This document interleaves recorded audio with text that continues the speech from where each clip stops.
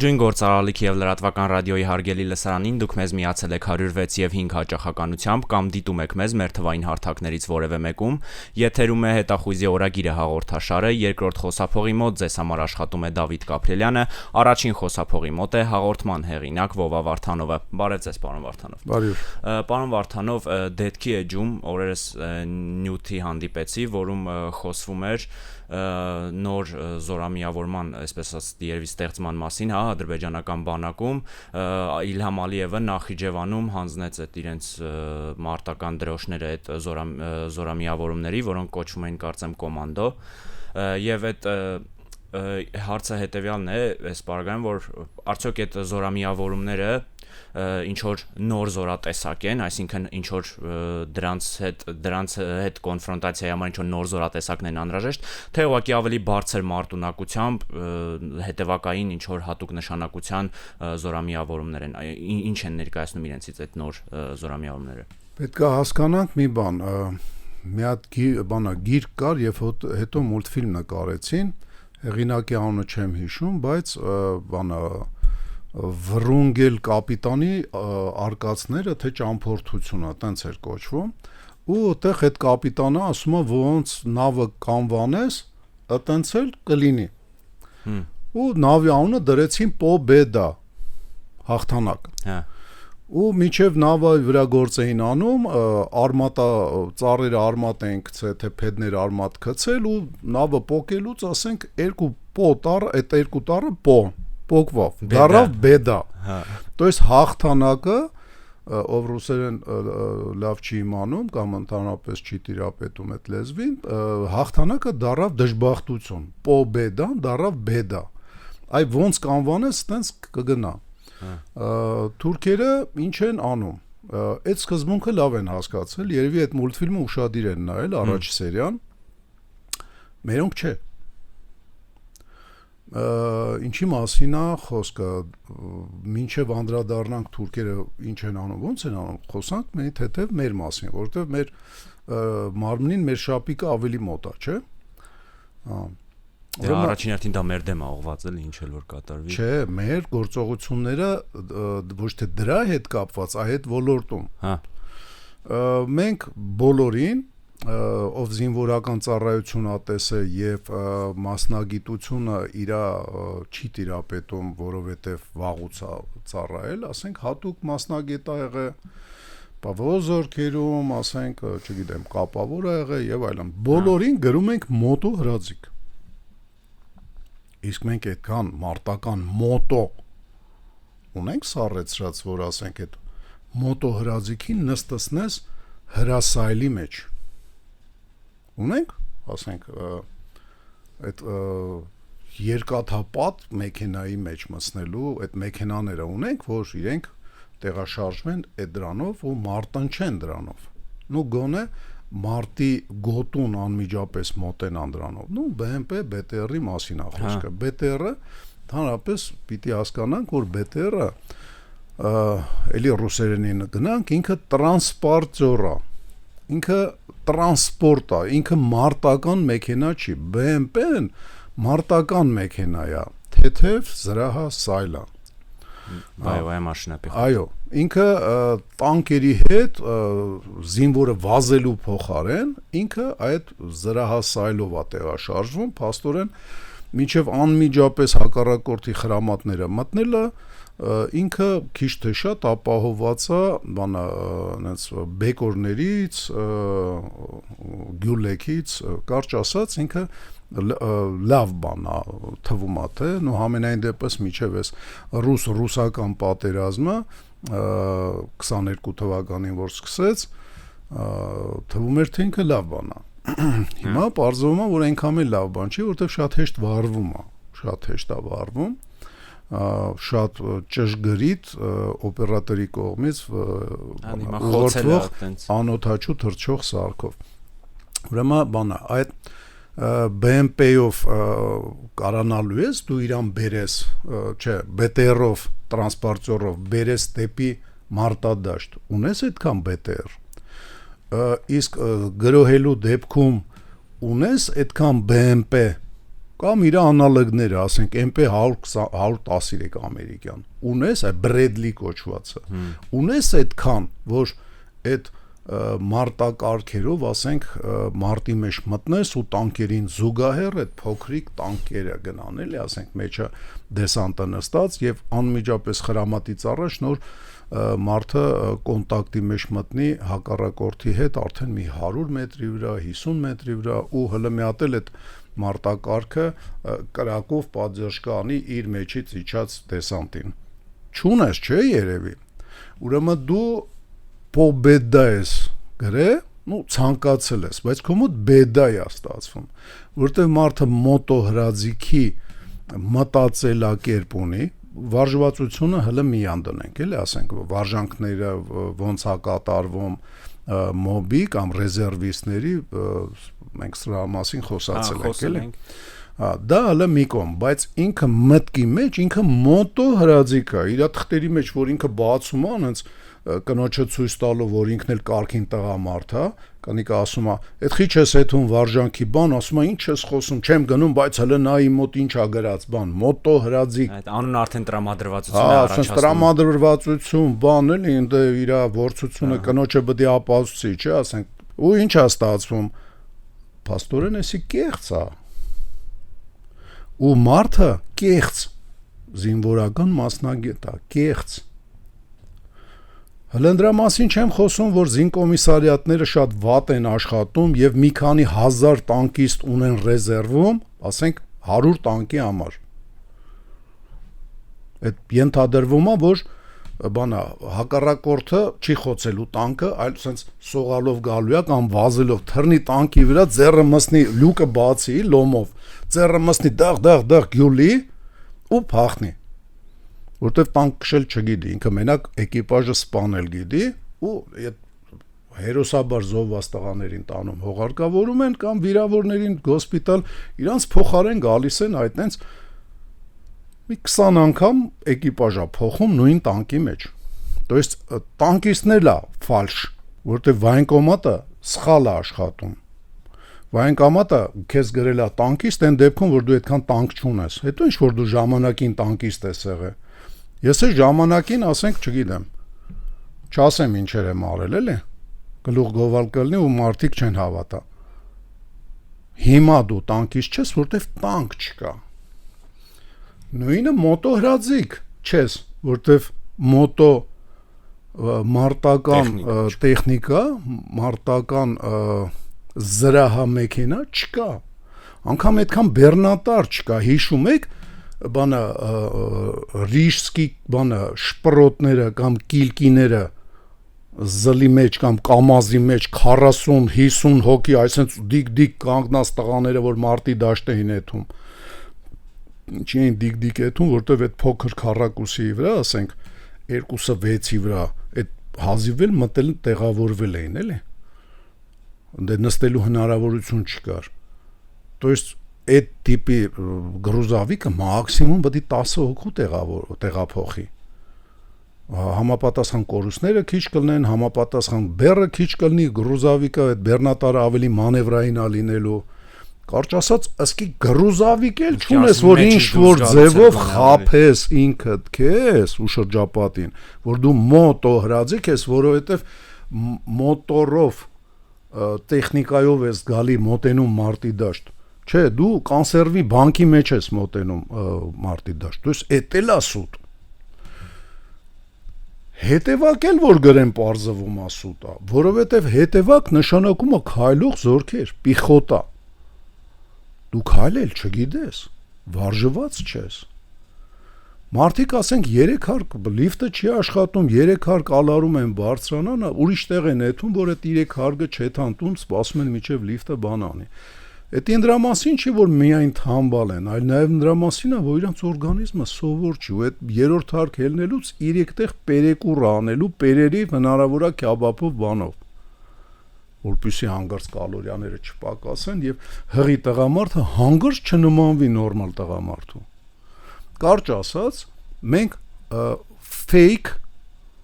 զինվորներ ունենք, fake զինվորական մասնագիտություններ ունենք ավելի ճիշտ։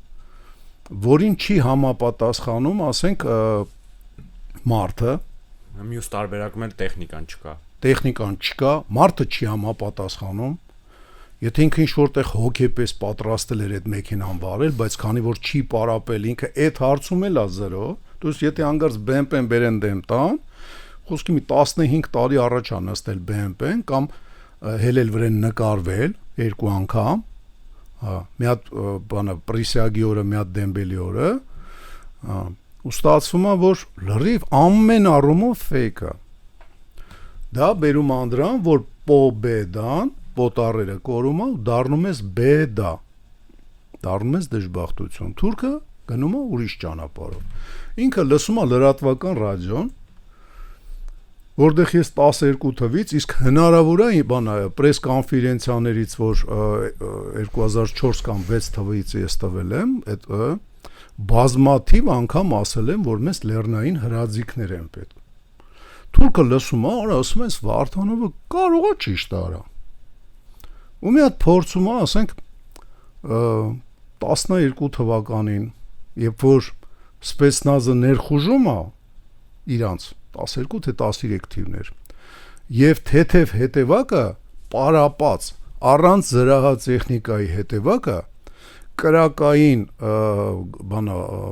ուրեմն կոնտակտի մեջ է մտնում, առաջ խաղացում է ապահովում եւ հանում է իր դիվերսանտներին, որոնց մենք հայտնաբերել ենք քիչ կորուստներով։ Դուս ինքը ստանում է նաեւ բանը կիրառելի ապացույց, որ Վարդանովը ճիշտ է։ Իսկ քանի որ ասենք բանը սեփական երկրում ոնց որ ասում են пророков не бывает, չէ, բանը пророк ոնց կլինի հայերեն։ Մարգարե, հա, մարգարե չի լինում։ Իմ խոսքը թուրքերը ավելի լավ են հասկանում։ Ինչի համար ես շատ եմ ափսոսում, լավ կլներ իրանք մեր նման դեբիլ լինեին։ Մեր կորուստները ավելի քիչ կլներ, շուշ ինչ էր վերցվի, որը վերցրեցին թեթև հետևակը, լեռնային հրաձիգները։ Այն որ բանը մենք մշտապես ասենք բան ենք անում նայում ու ծիծաղում ենք ֆիլմի վրա ոսկե հորտներ թե ոսկե ցլիկը այն որ ասում է հանուն մեր կոլխոզի չեմ քշի թե մեր ֆերմայի չեմ քշի այն մեկն էլ ասում է չեմ տա կտաս չեմ տա ու կանչում են Արմեն Խոստիկյանին ասում է այդքի անասունը չի կերել ասում է բացադրում եմ համոզում եմ օրինակ եմ ծառայում այ ես այդ կովերին այդ ցլիկներին ու հորտերին օրինակել եմ ծառայել իմ համախոհների հետ միասին մենք ոմայով ալպինիզմի եւ ոչ միայն ասենք դասընթացներ ենք մսնում եւ ընդհանրապես ասենք մի 8 տարի հետո 16 թվին էլ առիթ եղավ, բայց քանի որ առանձին չէինք այտենց չերևած, 2 տասնյակ տղաներ գնացել էին հարավ եւ հյուսիս Արցախի ճակատում, բայց 44 օրյա սրացման ժամանակ մենք առանձին գումարտակի հրաման ստացանք ձևավորելու գլխավոր շտաբի պետի կողմից եւ կարողացանք այդ խոտը ծամելով ցույց տալ այդ եզերին, մոզիներին բանուկ ես հորտ կով ոչմ որ օրինակել ծառայեցինք այդ խոտն էլ կերանք բայց օգուտ չկա իսկ թուրքերը այդ օրինակը ասենք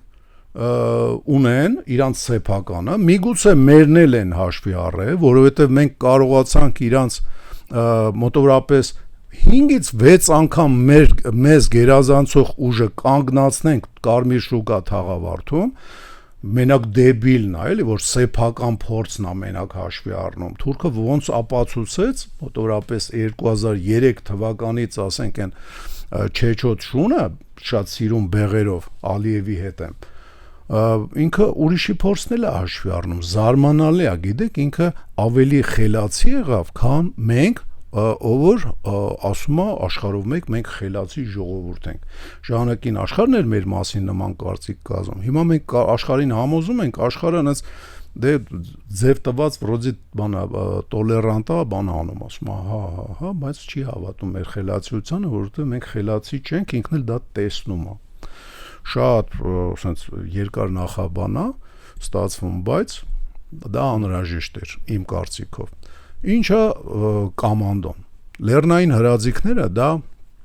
եւ կոմանդոն դա թեթև հետևական առանց զրահապատ մարտական մեքենաների։ Էդի են տղաներն են, ովքեր որ մարտի դաշտին մոտենում են, էլի ոտքով։ Այսինքն սովորական հետևակից, այսինքն հետևակային ինչ որ զորամիավորումներից իրանք տարբերվում են լեռնագնացության հմտություններով։ Իրանք ամենակիչը քայլում են։ Մի հատ հետաքրքիր բան ասեմ, էլի։ Ես որտեղ առիթ եմ ունեցել, խնդրել եմ, որ հետևեն, իսկ որտեղ առիթ եմ ունեցել, ինքս եմ հետևել հերթափոխը թուրքերի։ Մեր հերթափոխը ընդամենը մի քանի հազար, տասնյակ հազար մարդ ծառայել է, գիտի հերթափոխը ոնց է լինում։ Մեքենան գալիս անմիջապես պոստ։ Հələ եթե հնարավորություն ունի, պոստի ներսն էլ է մտնում։ Եթե չէ,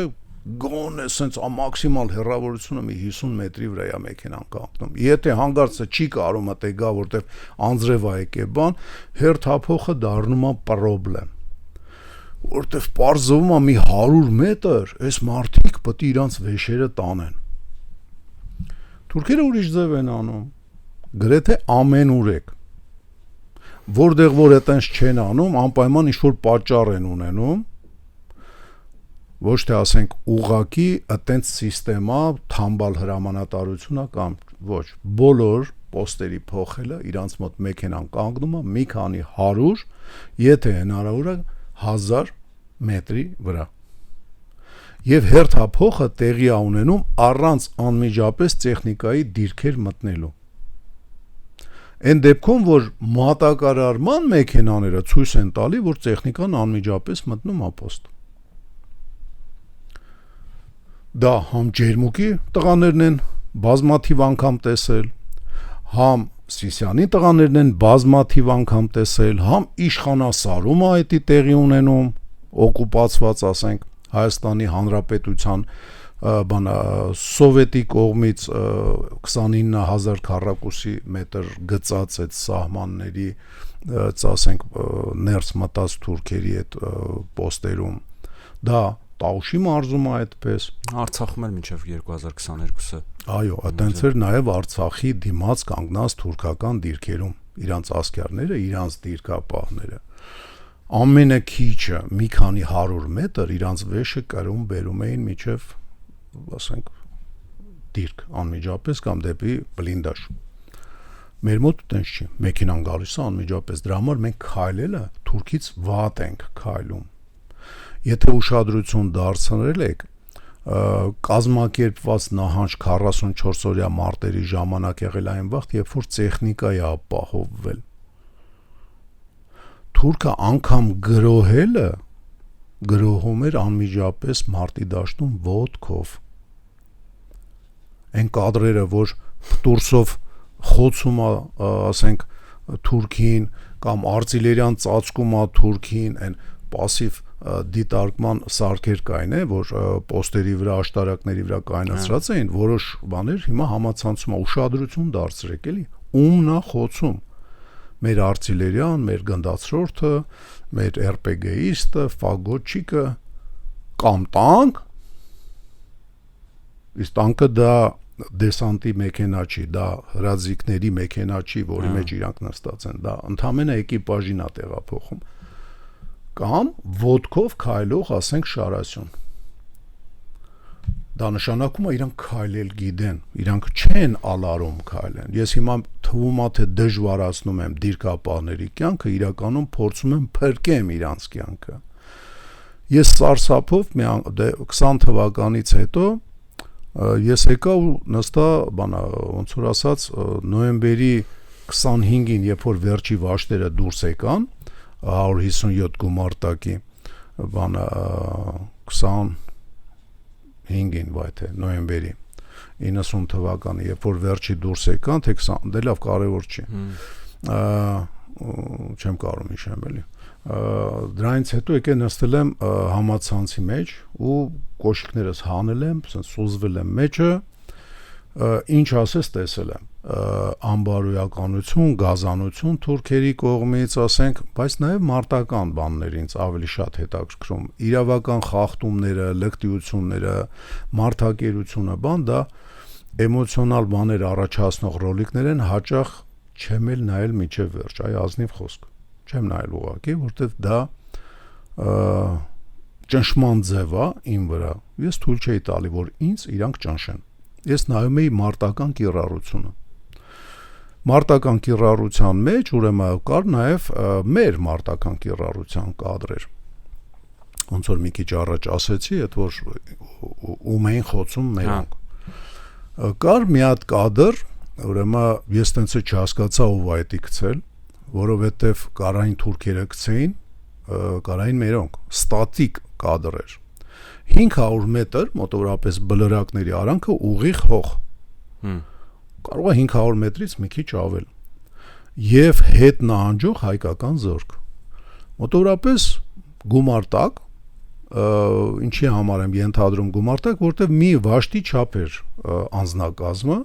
իսկ հետ նահանջող վաշտ դա նշանակում է գումարտակ, մի մասը զոհվել են, մի մասը վիրավորվել են, մի մասը ուրիշ ուղղությամբ են հետ քաշվում, կարճ ասած գումարտակ, այս գումարտակը մոտորապես 10-15 րոպեում հազիվ առաջի մարդիկ եկան հասան այդ 500 մետրանոց փոքր այդ դաշտի մեջտեղը, հազիվ առաջի մարդիկ, то есть 10-15 րոպե պահանջվեց, որ մարդիկ 250 մետր անցնեն։ Նահանջ ասած թե մարտական նահանջ էր, թե առանց մարտի նահանջ էր։ Փախուստ չէր, կազմակերպված էր, բայց մարդիկ չէին կարում քայլեին վեշով։ Այնտեղ կարող է առանց վեշ մարտել կարող տենց պարզ չերերում, բայց որ վեշով էին, դա ավելի պարզ էր երևում, էլի, որ ձեռքերը բեր կար։ 15 րոպեում 250 մետր, դա որ րոպեների բաժանես, ստացվում է մի րոպեն, չէ, ասենք, մի րոպեում 10 մետր, հա, մի րոպեում 15 մետր, հա, մի րոպեում, դա խոսում է միայն դրա մասին, որ պոստը փոխվել է մեքենան անմիջապես պոստ գալով, ես մի քիչ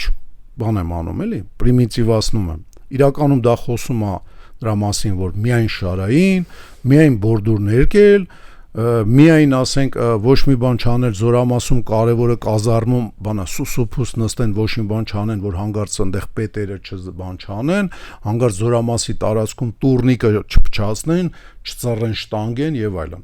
то есть մաքսիմալ մկնիկի տեսքով լինեն մաքսիմալ то есть մուկ ենք մեծացրել ու փորձել ենք իրան առյուծի գործ տանք ու հետո արտիլերիան ծածկում է այդ անձնակազմին եթե թուրքականը լներ պետք է որ այդ բանը ցույց տար միջև վերջ բայց հնարավոր է կամերը վնասվել էր փաստորեն այդպես հստակ չի երևում ում կամերան էր թուրքերի թե մեր 250 մետր 15 րոպեում դա նշանակում է 500 մետր գնալու համար մերոնց պետք էր առաջի ատար մարդկանց առաջիններին կես ժամ 500 մետր դա նույն բանն է ոնց որ ստեղից միջև ցիրկ բանից պոլիտեխնիկի մոտից միջև կրկես գնաս կես օրում կամ մի օրում որ թեթև զբոսնելով ոտը ոտի վրա դնելով էլ լեթաս ասենք մաքսիմում քաշելու է քեզանից 1.5 ժամ կարճ ասած քայլել չգիտենք իսկ թուրքը ինչ է անում ինքը լեռնային հրաձիգ ստեղծեց լսեց Վարդանովին այդ աստիճան դեբիլ չի ոնց որ մենք դրա համար չեն լսում ձեր ասած լեռնային հրաձիգներն են թե ինչ որ չէ հեսա կասեմ ինքը ստեղծեց լեռնային հրաձիգներին որոնք որ բան արեցին գրավեցին Շուշին Իմիջայլոց Շուշին սպեցնազ բան, էդի սիրուն հեքիաթները, հայր ջան, ես ինքս եմ սպեցնազովец։ Հայաստանում իմ նման սպեցնազովец գոյություն չունի։ Եկեք գլուխ գովամ առանց մի կաթիլ ստի։ Ես 84-ից 86 ծառայել եմ սպեցնազ զորքերում, հետո էլ սպեցնազ խմբի հիմնադիր եւ ղեկավար եմ եղել մինչեւ 92 թվականի վերջը։ Դա նշանակում է, որ 84-ից մինչև 92-ի վերջը ես եղել եմ Spetsnaz խմբի կամ շարքային կամ հրամանատարի տեղակալ կամ հրամանատար։ Spetsnaz-ը նման ֆունկցիաներ չի կատարում քաղաք գրավել, չկա տենց բան, ինքը այդքան անձնակազմ չունի։ Հիշում եք մեր տղաները հերոսաբար հայկական Spetsnaz-ը ինքը բանը սխալ տեղը օգտագործելով ուղակի բախտը բերեց, որ ասենք լատարե շահեց։ Մեր Spetsnaz-ի տղաները ոչնչացրեցին 16 թվականին Թալիշի ուղղության վրա թուրքական Spetsnaz-ին, որը որ Թալիշ գյուղ մտնելուց վայրենություններ անելուց հետո եւ տարբեր ուղությունների վրա բզբզելուց հետո հետ էր քաշվել եւ հանգստանում էր մի հատ կարծեմ Խնձորի այգում եւ մերոնք կարողացան իրանց ոչնչացնեն մի հատ կրակոց թե երկու կրակոցով ընդ վայնասունա բարձրանում եւ մեր Spetsnaz-ը բանա XY տալի եւ արտիլերիան լցնում է այդ կամ մինամյոչիկները եւ ոչնչանում է բավականին ազդեցիկ քանակ Յաշմայից 052 բատալյոնից Spetsnaz բատալյոնից թուրքերի զարմանալի է, չէ՞, թուրքը այդքան փող ունի, այդքան մարդ ունի, ասում են արդեն 9 միլիոնը անցել են, 10 միլիոնից են խոսում բան, ու իրան բատալյոնը վերականգնվելու համար 2-3 տարի պետք եկավ Spetsnaz բատալյոնը։ Ոչ մի երկիր չի կարա իրան թույլ տա այն թվերը Spetsnaz ունենա, որ Շուշի քաղաք գրավի։ Դա ինչ է նշանակում։ Spetsnaz-ը աջակից է եղել Շուշի գրավողներին։ Շուշի գրավողներն էլ եղել են Լեռնահրաձգային Նախիջևանի բրիգադի առաջի գումարտակով։ Էդի ես ձեզ կոնկրետ թիվ եմ ասում, կոնկրետ համար, կոնկրետ զորամաս։ Թուրքը տեսնելով լեռնահրաձիգների հաջողությունները հասկանում է, որ բոլորին լեռնահրաձիգ դարձնել իմաստ չունի, որովհետև լեռները այդքան սպეციფիկ լինելով շատ ժամանակ են գրավում, բանը պարապացնելու, իրենց մարզելու, պարապացնելու վրա հսկայական ժամանակ է գնում։ Լեռնային պայմաններում մարտնչելու դասեր սենց թենենց թուրքերի մոտ բոլորն են անցնում, բայց լեռնային հրաձիգը էլ ավելի մասնագիտացված է լեռնային պատրաստություն, ալպինիզմ եւ այլն, ժայռամագլցում ու իրենք դրան զուգահեռ ստեղծեցին, եթե հիշում եք, սրանից մի 5 տարի առաջ բանը Հադրութի շրջանում կոմանդո բրիգադը։ Կոմանդո բրիգադը դա ոնց որ սովետի ժամանակվա դեսանտային զորքերը կամ դեսանտնաշտուրմավոյ բատալյոնները։ Տարբերությունը, որ պատկերացնեք, շատ չխորանամ, դեսանտային դիվիզիաները, օրինակ Կիրովաբադի դիվիզիան, ինքը մտնում էր դեսանտային զորքերի կազմի մեջ, ենթարկվում էր դեսանտային զորքերի գլխավոր հրամանատարին, Դեշեբեն, դեսանտնաշտուրմավոյ բրիգադները եւ բատալյոնները ենթարկվում են օկրուգին, то есть տեղի զինվորական հրամանատարությանը։ Ու ինքը տեղի զինվորական հրամանատարության ու զորամիավորումների օգտին աշխատում գրոհային, դեսանտագրոհային, գրոհային գործողություններ անելով։ Ուրեմն կոմանդոն դա իր անալոգով առանց օթային դեսանտի իջնելու հնարավորության գրոհային զորքեր են թեթև հետևակ, որը ի վիճակի է ինքնուրույն խնդիրներ լուծել լեռնային, կիսալեռնային եւ դաշտային պայմաններում։ Դա կոմանդոն է։ Ուրեմն Հադրութում ստեղծեց, տեսավ, բանը 23 թվականին օգուտ տվեց։ Բացի դրանից 22 թվականին Ռուսիայի հետ երբ որ էշեշ հակավ, անգրագետներ ջամբոլ այն ուղեք էլի, որ ուկրաինացին դա ռուս չի։ Մի ուղեք ինձ էլի խնդրում եմ, ես մի քիչ ձեզանից լավ գիտեմ ռուսական պատմությունը, որտեղ ռուսական կրթություն ունեմ, պատմության սիրահար եմ, Կիևսկի ռուսն էլ գիտեմ, նախակիևսկի ռուսի պատմությունն էլ գիտեմ ով ա եղել, ասենք, չգիտեմ, Ռացիբորը, գիտեմ ովքեր են եղել, ասենք, պրոտոսլավյանները, կարճ ասած, ես գիտեմ, որ իրանք ռուս են, բոլա ինձ ուղեք էլի։ Հա։ մի անգամ ուղեցիք ինձ նվաստից հերիքա, ես էդի կարդացի, հասկացա, շնորհակալ եմ, ել մի ուղեք։ Ռուսական պատերազմի ժամանակ շտուրմավոյ բրիգադները եւ շտուրմավոյ գործողությունները գրոհային թուրքերին եւս դաս տվեցին, համ սեփական դասը ունեին, Հադրութում ձևավորված բրիգադը խնդիրներ լուծեց, ամենայն դեպս այն ուղությունների վրա, որի վրա ես զինվորական եւ քաղաքական հրամանատարության Արցախի շեշտել եմ, որ այստեղ թուրքերը մասնատելու են այս ուղության վրա հարվածներ ալինելու 4-ից 6 հարված իրար ընթառաջ գնացող եւ մասնատելու են Արցախի զորքերը, այտենց մասնատող մի հարված հասցնող եղել է Հադրութի կոմանդո բրիգադը։ Այդ հաջողությունը տենալով եւ ռուսական պատերազմի, ասենք, գրոհային ստորաբաժանումների, գումարտակների, բրիգադների հաջողությունները եւ մեթոդները տեսնելով, մեկ էլ գնահատելով մեր թույն մասնագիտացած, ասենք, զինվորական, ասենք, ռեզերվը եւ զինվորական գործող բանակը, իրենք կոմանդո ստորաբաժանումները ընդլայնում են։ Եվ Իլհամ Ալիևը, ոնց որ գրել էր դետքը, ոնց որ հիշատակեց Դավիթը, նաև Նախիջևանում է նման բրիգադ ստեղծվել, դա նորություն չի, դա թուրքերի մոտ, բոլոր կորպուսների տարածքներում ուրեմն կան բրիգադներ, որոնք որ կոմանդո բրիգադներ են, то есть թեթև հետևակային բրիգադներ են, որոնք մի քիչ լեռնային, ասենք, պատրաստություն են տեսնում, բայց ավելի շատ գրոհային գործողություններ բաց դաշտում, անտառային, լեռնաանտառային տարածքներում, բնակավայրերում, այսինքն հիմա իրանց օպերացիոն գոտին առաջնահերթ Զանգեզուրն է, այդ Նախիջևանում տեղակայված։ Նախիջևանինը դա Զանգեզուր վայք Արարատի մարզ։ Հա, առավելա, այսինքն իրանք այդ լրիվ ամբողջ գոտում էլ օպերացիոն իրենց բանն է, էլի, այսինքն ես առավելապես բարձր լեռնային թուրքերի տեղը լինեի, այն հատվածը, որը որ բարձր ավելի, ասենք, մոտավորապես Սիսյանից սկսած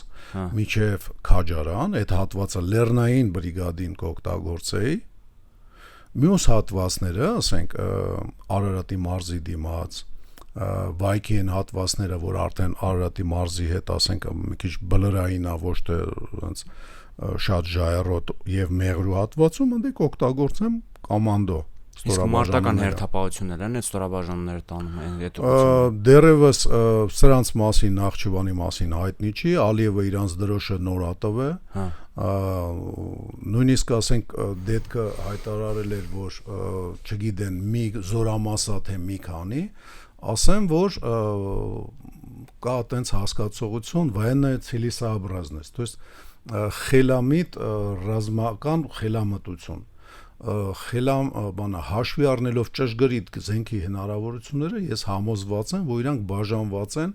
3-ից 4 գումարտակի ու առանձին գումարտակները տեղակայված են հայկական սահմանից ոչ այնքան հեռու։ Համոզված եմ, իրանք ընդհանուր միավորված են մի բրիգադի մեջ, ու ինչով է բրիգադը տարբերվում գնդից, որ բրիգադի մեջ եղած գումարտակները առանձին գումարտակներ են ամեն մեկը իր հերթին։ Պիտի լինեն, ոչ թե հայկական բրիգադի նման, այլ ընդհանուր ռազմական գործի մեջ բրիգադի մեջի գումարտակները եւ առանձին վաշտերը իրանք առանձին ստորաբաժանումներ են, ի վիճակի են առանձին մարտական խնդիրներ լուծելու։ Բրիգադի հրամանատարությունը ավելի շատ կոորդինացնող, ավելի շատ դիվիզիայի հրամանատարի պես գործողություններ անում։ Ինքը անմիջապես մարտի դաշտում կառավարում է նույն ձևով, ոնց որ դիվիզիայի հրամանատարությունը իր ստորաբաժանումները, ուղղակի մի քիչ ավելի փոքր մասշտաբով։ Ուրեմն այդ կոմանդո բրիգադը Նախիջևանում ստեղծվեց վերջինը։ Մնացած կորպուսներում, առաջինում, երկրորդում, երրորդում եւ չորրորդում այդ կոմանդո բրիգադները արդեն կային։ Էսի ստեղծվեց վերջինը, ով ստեղծվեց չի նշանակում նոր է ստեղծվել, ինքը ստեղծվել է արդեն մոտավորապես 1.5 տարի, նոր դրոշը տվեցին, то есть զորամասը համարում են կայացած, նոր են դրոշ տալի։ Ոչ թե ասենք շենքը կառուցեցին, այդում ժապավեն են կնդրում, նամյոկը հասկանում եք, ժապավենը մի անգամից գնալ կդրել, ընդ զորքա թե ընդհանրապես մարդիկ են, առանց զինվորական գիտելիքների, առանց ձևավորված ռազմական կոլեկտիվ հասկացողության, դա թուրքը Ալիևը իրան թույլ չի տալի։ Ալիևի գովքն է ստացվում, բայց դու ինչ արած, հա, ու իմիջայլոց, ես միշտ խնդում եի եւ ջղայնանում էի սովետի ժամանակ, երբ որ գերմանացիներին ցույց էին տալի որպես ոչնչություն։ Գերմանացին այնքան թույն զինվորական էր, որ եկավ համարյա Մոսկվա հասավ ու այդտենց զինվորականին հաղթելը թեկուս մեծագույն կորուստներով եւ զոհերով միայն պատիվ է բերում։ Նույն ձևով, երբ որ ասում էին թուրքերը էսեին չմոյին բանային ասեն, չէ էլի։ Թուրքերը 92 թվականին 1.5 ամիս շրջապատման պայմաններում Աղդամը պահեցին։ Օպերատիվ շրջապատման պայմաններում կռվով պահեցին 1.5 ամիս շրջապատման մեջ հայտնված Աղդամ քաղաքը։ Ու այնտեղ մի քանի ստորաբաժանում էր, կարացել էին կոորդինացնեին, այդ նշանակում է խելամիտ հրամանատարություն ունեին, զինվորները ցրրան վերգոներ չէին։ Դուք իրենք կարում են կռվեն։ Թուրքը 93 թվականի դեկտեմբերին մի մետր ձյան պայմաններում, գիշերը միջև -30 պայմաններում, ցերեկը -15-ից -20-ի պայմաններում օմար վերցրեց եւ հսկայական մարդկային զանգված տեղափոխեց Քարվաճար։ Հսկայական, այդ Պերևալով մարդ տեղափոխելը արդեն խոսում է խելամիտ հրամանատարության, ոչ թե հրամանատարի, այլ հրամանատարության, լոգիստիկ սպաների բարձր մակարդակի, ուրեմն զորքերի կառավարելիության եւ այլն, ասած լիքը բաների մասին, ու մենք կարողացանք այդտենց բարձր պլանկատված թուրքերին ծեծենք, դուրս շպրտենք Քարվաճարից 94 թվականի հունվար-փետրվարի օպերացիայի ընթացքում, հիմնականում փետրվարի վրա եկած։ Հիմա եթե մենք ռեալ չնայենք թուրքերի հնարավորություններին ու միշտ ասենք դե բանա մի հատ լավ քոչարի կպարենք, sense ոտերներս կխփենք գետնին, ոնց որ պոպ երգչուհի ուներ, այտենց մի հատ կլիպ ուներ հայկական, բանա քոչարին պարելուց, sense ոտերը խփում, պատերը բլում է, թուրքերը փախնում են։ Եթե այտենց մենք մոտենանք այս հարցին, մյուս պարտությունը էլ ավելի ծանր լինելու։ Իսկ եթե մի քիչ խելացի լինենք, թեկուս ասենք իմ սիմպաթիաշկա Մեհրիբանի ամուսնու մակարդակի, մենք չենք պարտվի։ Իսկ եթե մի քիչ էլ խելացի լինենք, ոնց որ ասենք հերոսաբար իրան հանուն լուրջ խնդիր լուծելու զոհաբերեց Վարդան Մամիկոնյանը, Վարդան Մամիկոնյանի պես եթե լուրջ ստրատեգ լինենք եւ օպերատիվ արվեստին տիրապետենք, հələ ինչեր եմ ասում, օպերատիվ արվեստը ստեղծվել է 19-րդ դարում, բայց որ նայում ես ասենք բանա սա Վարդան Մամիկոնյանի գործողությունները ավարայրի ճակատամարտից առաջ, դա նշանակում է այդ մարդը բարձրագույն օպերատիվ արվեստի է տիրապետել, բարձրագույն մակարդակի վրա եւ ոչ վատ ստրատեգ է եղել։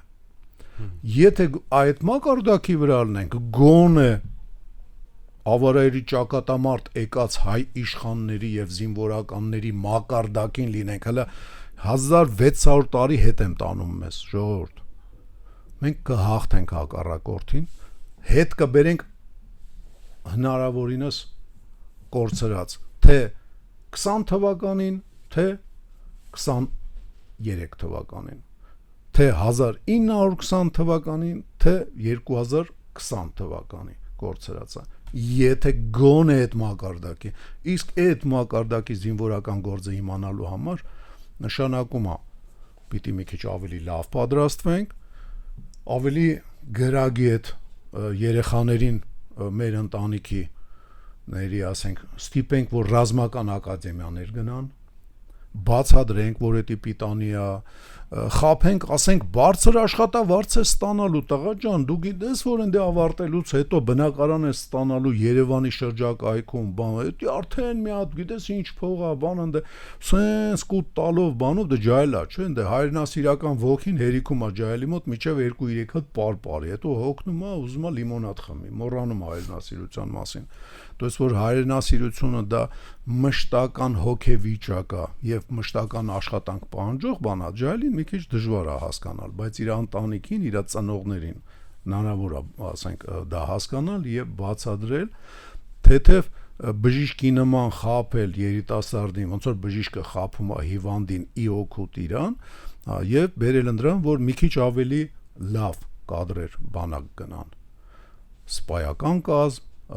ենթասպայական կազմ, չգիտեմ, այդ ենթասպայականը բրծնումա թե պահպանվելու է, որտեվ անընդհատ ինչ-որ ռեֆորմաների մեջ է։ Սերժանտական կազմն էլ ինքը։ Սերժանտական հենց ենթասպայականի իմաստն է, էլի ասենք։ Ուղղակի հերթական անգամ չմարսելով սովետական պրապորշիկների ինստիտուտը, անգլիականն ենք վեգալում, անգլիա-ամերիկյան սերժանտական ինստիտուտը, կարճ ասած պրեստիժնի, պետք է դառնա զինվորականությունը վերջապես մեր իրանց եսիմ ինչի տեղ դրած առաջի դեմքերը, իրանց ընտանեկան տոներին պետք է գերազանցիկ կրծեր սպայական կազմ լեյտենանտ, ավագ լեյտենանտ, մինչև կապիտան երիտասարդներին պերսպեկտիվ տանեն, իրանց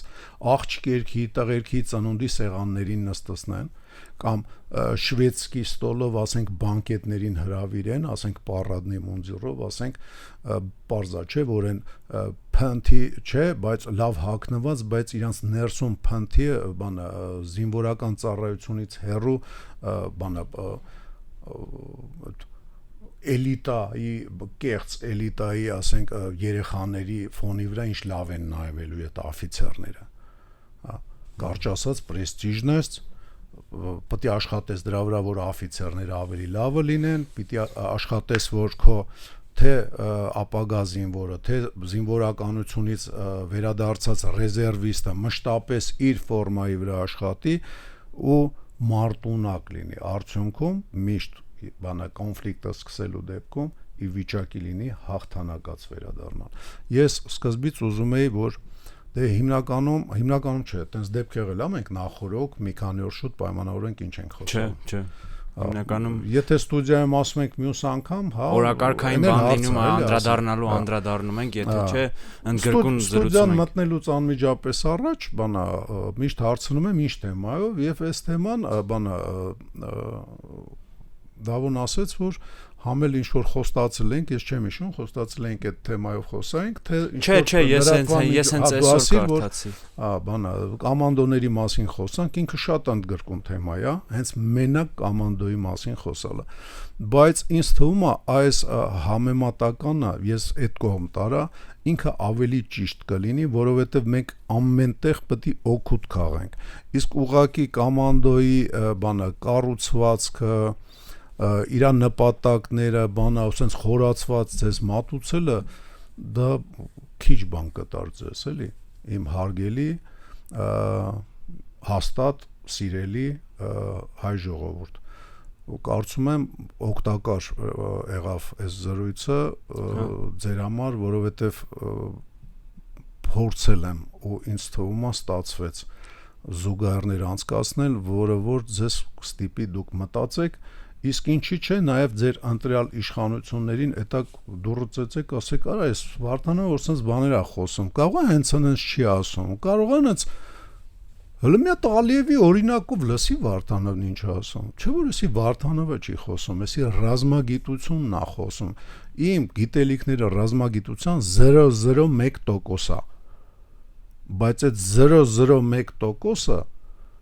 0.00000-ից լավ է, հասկանում եք, միլիոն անգամ։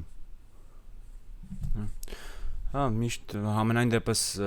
այդ ամբողջական այդ համակարգված մատուցելը ինֆորմացիան գործողությունների օպերատիվ իրենց նշանակության հարցը ինձ թվում է էլի շատ կարող են գտնել, ուսումնասիրել, փորձում ենք մենք այստեղ երևի ավելի sense ասած հանրամատչելի եւ ընկալելի կերպով ներկայացնել զուգահեռներով, որպեսզի ավելի այսպես ասած նույնիսկ բանից լրիվ անտեղյակ։ Եթե դուք մի բան ասեմ, էլի դա։ Ես 90 թվականների սկզբից 88 թվականից շարժման մեջ 89 ռազմական գործ 93 թվականին Մելքոնյան Ալեքսանդր քանդակագործ նկարիչ այդ շտաբի պետ, իսկ հետագայում ասպետ ջոկատի հրամանատար Մելքոնյան Ալեքսանդրը կամ Կենտավր Սաշը Հա, ուրեմն Սաշի խոսքերը մտավ գլխիս մեջ, որտեղ շատ կարճ նկարագրող բառակապակցություն էր, ազգ բանակ։ Միգուցե ուրիշ տեղա լսել, միգուցե թարգմանելա հրեաներից, բանա peak English-ից, բանի Սինգապուրի, չգիտեմ, կապ չունի, բայց հայերեն ազգ բանակ առաջի անգամ Սաշից եմ լսել,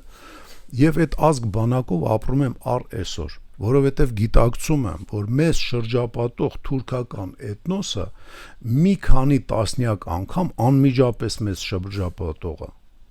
մի քանի տասնյակ անգամ մեզանից շատ է, իսկ ընդհանուր թուրք էթնոսը 100 անգամ է մեզանից շատ, ու որպեսի 100 անգամ քեզանից շատին կարողանաս ասես «Նիետ ախպեր», պետք է լինես ազգ բանակ։ Հիմա խեմ ասում դրա մասին, էլի, մեր հաղորդումը վերջում փակում ենք դրանով, որ ավելի մատչելի ենք փորձում դարձնենք, ավելի հասկանալի, ընկալելի եւ ընդունելի։ Ազգ բանակը հասկանալի բառեր են, չէ՞։ Մեր տղաները գումարտակում պատերազմած 44 օրյա, ասենք, բանի ժամանակ տղաները խորացան, գրագիտացրեցին այդ գաղափարը, ասենք, եւ իրան գրեցին համապարփակ պաշտպանության անվտանգության հայեցակարգ, հպահ, բավականին բարդ ընկալելի է, հպահ, արդեն բան չի ասում, բացում ես, արդեն սկսում ես այդ երկրորդ բառից հետո արդեն ուշադրությունը լղոզվում է, երրորդից առաջինն ես մոռանում, չորրորդից երկրորդն էլ ես մոռանում։ Դա պետական այրերի համար էր գրված, այնքան բարդ անուն ուներ այդ պոբեդայ վիճակը, ես մեր տղերքին հիմա չեմ բանանում, բնականա պետք է այտենց կազմավեր, բայց այնքան բարդ անուն ուներ, որ ընդունել են իշխանությունները 3 տարի ու ոչ մի բան չեն անում այդ գործը, այդ հարցում։ Իսկ ազգ բանակը իրանց ստիպելու էր, որ իրանք անեին։ Դու կարծում եմ այդ ՀՊԱ-ի տակը պետք է փակագծերի մեջ ազգ բանակը լներ։ Ու թեկուզև դրան հայկական ինչ որ մոդել տանք, այդ համապարփակ պաշտպանության եւ անվտանգության այդ ՀՊԱ-ի տակը պետք է փակագծերում գրել։ Դա թող լինել այդ հայեցակարգի հայկական մոդելը։ Չէ, ազգ բանակ դու ասում ես, էսի վերևինը ի՞նչ է նշանակում։ Հա։ Ազգ բանակ։ Այ հիմա մենք սկսեցինք ՀՊՀ-ից պայմանական, բայց ես շուռ տվեցի ազգ բանակ ասեցի։ Պետք է ավելի հանրամատչելի լինի կարևորագույն հարցերը մեր ազգի համար։ Դա լինի եկեղեցու եւ պետության հարաբերությունները, դա լինի կրթության ոլորտը, դա լինի բժշկությունը, ոչ թե բանա ապահովագրություն բժշկական, տակը ինչ է, ինչքանով է, ինչ տոկոս է, ասես թվերով ոչ մի բան չասող բաներ է։ Իրականությունը տենում ես, որ պարզվում է ամեն ինչ չի այտենց, ոնց որ ասենք ապահովագրությունը մենք ենք պատկերացնում։ Պետք է լինի ավելի հանրամատչելի տրվող կարևորագույն հարցերի շուրջ ինտերվյուները, գիտելիքները, որպեսզի մարդիկ կարծիք կազմեն եւ համապատասխան իրանց կարծիքը ձևավորված ճիշտ տեղեկությունների վրա արտահայտեն, թեկուզ չհամաձայնվելով։ Պարոն Վարդանով, ցավոք մեր եթերաժամանակը ավարտին է մոտեցել, հա։ Շնորհակալ եմ ընդգրկուն զրույցի համար, թեմայից թեմա անցնելու, զուգահեռներ տանելու համար ինձ էլ շատ հետաքրքիր էր։ Շնորհակալ ենք մեր ռադիոդիտողներին եւ ռադիոլսողներին ուշադրության համար։ Դուք դիտում եւ լսում եք Գործարար ալիքը, եթերում էր հետախույզի օրագիրը հաղորդաշարը, երկրորդ խոսափողի մոտ ձեզ համար աշխատեց Դավիթ Կապրելյանը, առաջին խոսափողի մոտ էր հաղորդման հեղինակ Վովա Վարդանովը։ Ստեսություն։